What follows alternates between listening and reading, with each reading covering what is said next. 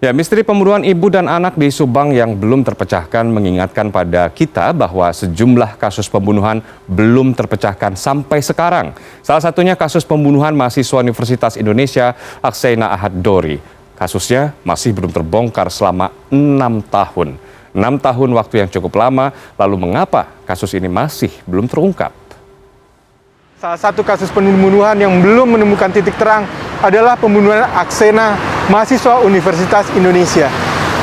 Jasad Akseina ditemukan di Danau Kenanga, Universitas Indonesia pada 26 Maret 2015. 6 tahun telah berlalu, 6 pejabat Kapolres Kota Depok telah berganti, namun masih belum berhasil mengungkap siapa pembunuh Akseina. Lalu sebenarnya apa yang menjadi kendala terbongkarnya kasus ini?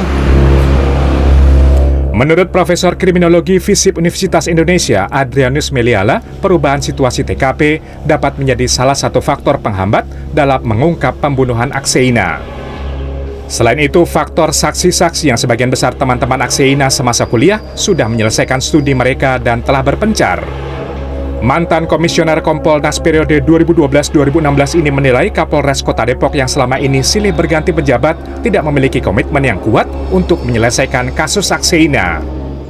Berhasil atau tidak berhasilnya pengungkapan Akseina tidak membawa pengaruh pada promosi sang Kapolres, gitu ya. Jadi kita lihat misalnya dari sejak kasus Akseina itu terjadi hingga sekarang itu sudah ada 3 Kapolres yang kemudian semuanya mendapat promosi. Jadi bayangkan ada kasus yang tidak terungkap, tapi itu kemudian tidak dianggap sebagai hal yang penting. Adrianus menyarankan agar kepolisian membentuk satuan khusus yang menangani kasus-kasus yang telah melewati rentang waktu yang cukup lama atau dikenal dengan istilah cold cases. Namun hingga kini, saran yang diajukannya tersebut masih belum terwujud. Pidana umum, kasus tetap jalan. Saat kepolisian masih berutang mengungkap kasus lawas seperti tewasnya Akseina, pekerjaan baru terus bertambah seperti kasus Subang. Kita semua menanti bahwa kasus di Subang ini segera terungkap, ya.